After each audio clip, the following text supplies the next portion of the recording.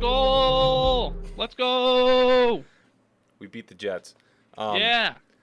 So we've been listening to a new album by Yeah. the man Brakence. Brakence.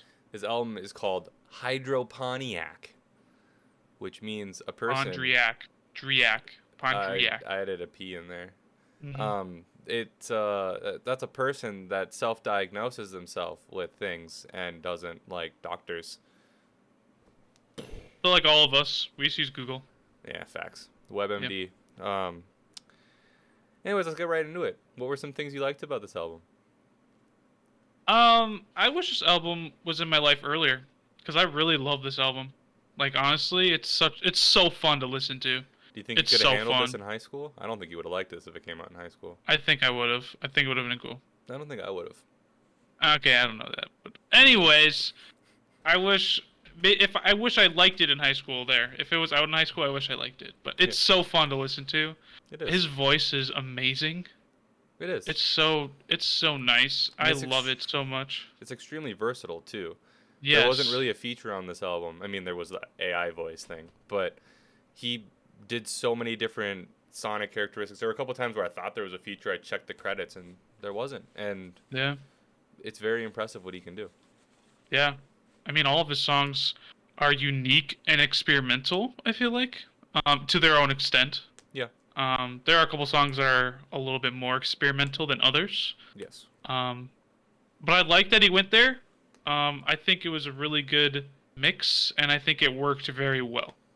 And I think it's really well produced, insanely well produced. Yes. I agree. His voice is really nice. I didn't take a deeper look into the lyrics that much, so maybe Riley, you could touch on that, because Riley likes to dig deep into his songs. So, but I liked the song Hypochondriac. I liked the song itself. That was like the only song that I could figure out the meaning to without looking up, because it's fairly a lot of easy to follow. for me it was difficult to get the meaning until I read it. Personally. Yeah. I did like there was an AI concept throughout it. I like that he kind of used that kind of to illustrate how he goes through life, how he's kind of an emotionless, cold being as he goes through. And I thought it was really interesting how that it broke. Like on the song, I believe it was Deepfake. The AI kind of had that glitch, and then it kind of it broke. And from there on, he kind of saw his real emotions on how he still missed her and he still wants her. Where earlier on, he was kind of pushing that down. He was masking it with drugs. He was using any psychedelic under the umbrella. He's talking about acid, LSD, which I guess is the same thing, DMT, and he was talking a lot about weed. So that was pretty interesting. And he even, on those last few songs, started talking about how they were kind of bad, in a way. I thought that was pretty interesting. I did really like the progression throughout the track list. I thought it was really nice. I do personally think the beginning was a little bit weaker than the end, which is generally the opposite of how people feel about albums. Mm-hmm. Personally, like the first two tracks were not my favorite, to be completely honest. Yeah, I thought the album really stepped up a notch at Venus Flytrap, personally. Interesting. Okay. I think the production on this was incredible. There was a good mix of that as well. There was some like really heavy distortion on like the song Prep Exercise number 7. There was a lot of distortion even on his vocals, which I really did enjoy, especially on a nice pair of headphones. And there were some other songs that sounded pretty happy overall, which was a nice change of pace on this album. It was diverse yet cohesive, and I thought he hit that on the nose. Yeah, I really liked it. Yeah, me too. So, tell us your top 5. My favorite was Venus Flytrap. Personally. Interesting. My number 2 was Deepfake. I really did enjoy that one. My number 3, sorry if I mess up the pronunciation. I think it's Argyle. That one, the Argyle.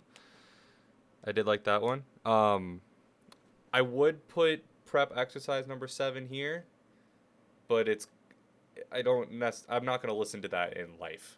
But in the context of the album, I love it. So there's an asterisk there.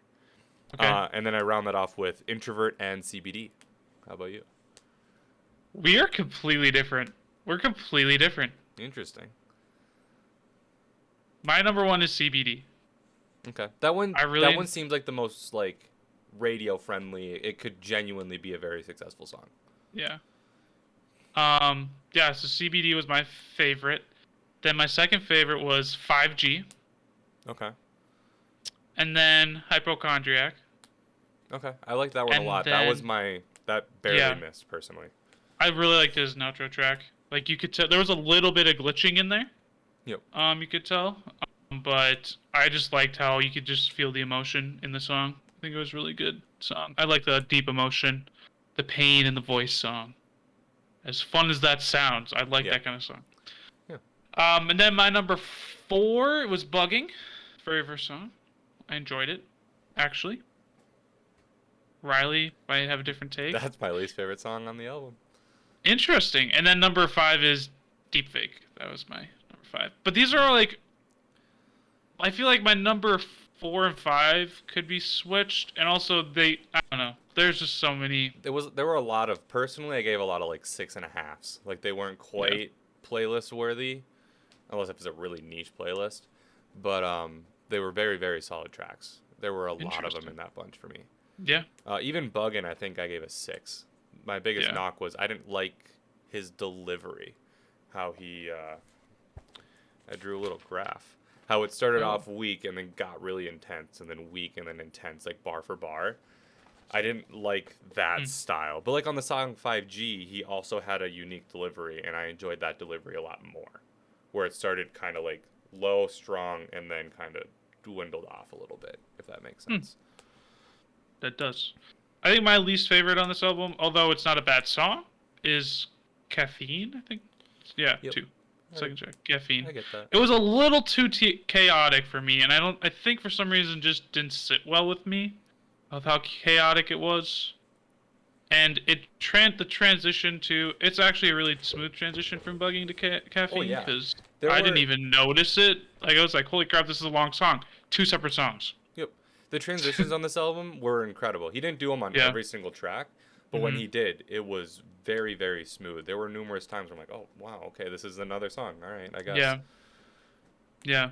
And sometimes I was like waiting for that transition, and then it just never even came. It was just the song continuing, especially in Stung, I think it was, and maybe Introvert. I was just like waiting for that transition. I think Oh, yeah. Introvert at the end of Introvert or Deep Fake, one of the two, has like the female AI voice that was saying you're waiting for something. I completely forget. But it was like I thought it was gonna transition a lot faster, but it didn't.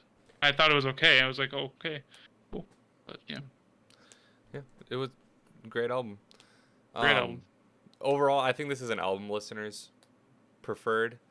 I Yeah. don't think this is really gonna do streams like off of songs incredibly. I think people who listen to albums all the way through are definitely, this is in your wheelhouse a bit more. yeah. There's not just one song you'd pick out. Yeah. Unless if it's like It's just- CBD. Like that song Yeah, genuinely has like radio classics. And I know I was doing some research on this album earlier, and there were some, I don't remember which site it was, but one of the like big sites was saying that was one of their top songs of the year at like the midway point or shortly after it came out as a single. interesting. Because I think that was the first single in the release for this. All right, so what do you give it out of 10? I'm thinking an 8. 8? Nice. Yeah, somewhere in that ballpark. Yeah. Yeah. Is that with your stats, or is that just off of just base stuff? Stats gave it a 7.5. 7.5. Yeah, Ooh. but I'm thinking an 8 is better. Yeah. Which, that's really good. I'm thinking 8, 8.5. Honestly, I really like this album. I really like this album. I feel like it's just right up my alley right now. It's just the kind of music I want to listen to.